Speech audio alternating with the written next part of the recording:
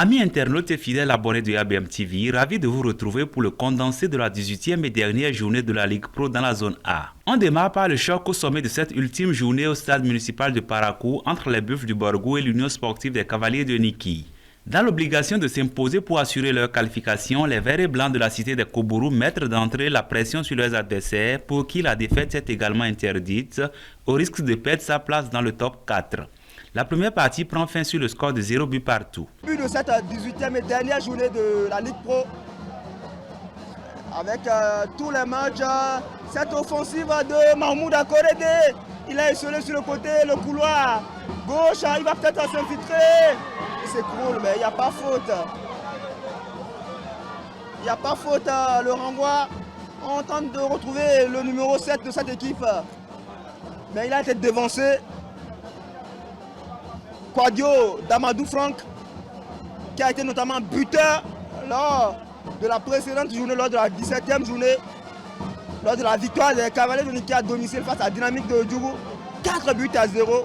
En seconde période, la rencontre devient encore plus intense. Poussé par leur public, Ablaye Pepassi et ses coéquipiers acculent les Cavaliers dans leur moitié de terrain. Bien en place défensivement, les visiteurs parviennent à tenir en échec les protégés du président Ibrahim Chabi Mamam et la rencontre s'achève sur le score de 0 but partout. Une désillusion pour les Buffles du Borgou qui ne verront pas pour la première fois la Super Ligue Pro. En revanche, c'est un nul qui suffit au bonheur de la formation de la cité impériale qui arrache son billet qualificatif. De Parakou, prenons la direction du stade Omnisport de Djougou où la Estakoune allait s'offrir une précieuse victoire face à l'équipe des Panthères. Le scénario de début de match est parfait pour le club de Kandi qui ouvre le score par l'entremise de Ramdan Karim dès la 7e minute de jeu.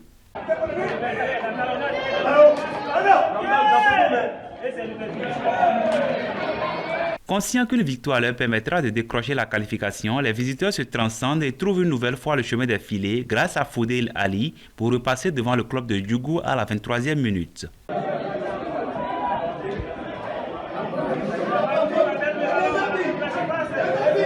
Revenu des vestiaires avec cet avantage de 2 buts à 1, le club de la cité des Kandi-Sounon maintient la pression dans le camp de son adversaire. Sur une nouvelle offensive orchestrée par ses coéquipiers, Foudel Ali profite pour s'offrir un doublé et marque le 3e but pour son équipe à la 63e minute.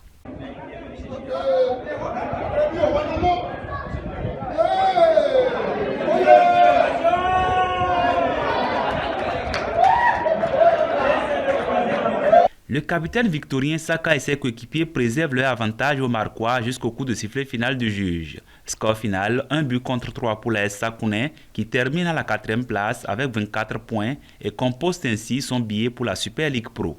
Au centre d'excellence football études de Ndali, le duel des extrêmes oppose le leader d'Amissa Football Club à l'équipe de Béké.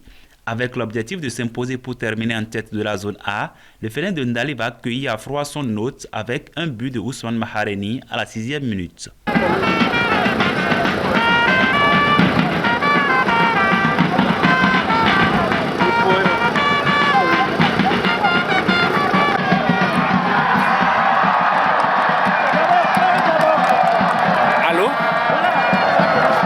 À la suite de ce but, les poulains du coach Arafat Touro Agoro privent leurs adversaires du ballon en se créant d'autres opportunités sans parvenir à faire le break avant la pause et les deux équipes rejoignent les vestiaires sur le score de 1 but à 0 au profit de Damissa. Une minute seulement après la reprise, les jaunes et verts de Ndali vont doubler la mise.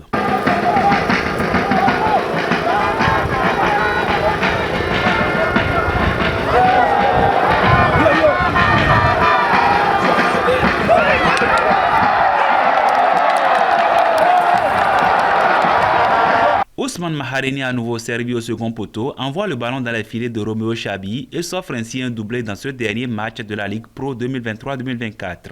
Le reste de la partie est marqué par des occasions de but qui resteront infructueuses jusqu'au terme de la rencontre. Damissa FC s'impose 2 buts à 0 et termine cette Ligue Pro en tête de la zone A avec 32 points au compteur. On termine par ce match au stade Omnisport de Banikwara qui a vu l'équipe de Banigansi FC être tenue en échec par Dynamo Football Club de Parakou. Après avoir réussi à ouvrir le score par l'entremise de Moussa Corso Traoré en début de match, les chasseurs de Banikwara se font rejoindre par le club des conducteurs 2 minutes après grâce à un but de Djima Kende. Malgré les multiples occasions obtenues en seconde période par les locaux, le score reste de 1 but partout au coup de sifflet final du juge central. Banigansi Football Club termine à la deuxième place de la zone A avec 30 points au compteur. Terminus, tout le monde descend. Nous sommes à la croisée des chemins pour la Ligue Pro 2023-2024. À très bientôt pour d'autres résumés des matchs de championnat béninois. ABM Sport, au cœur de l'actualité sportive au Bénin.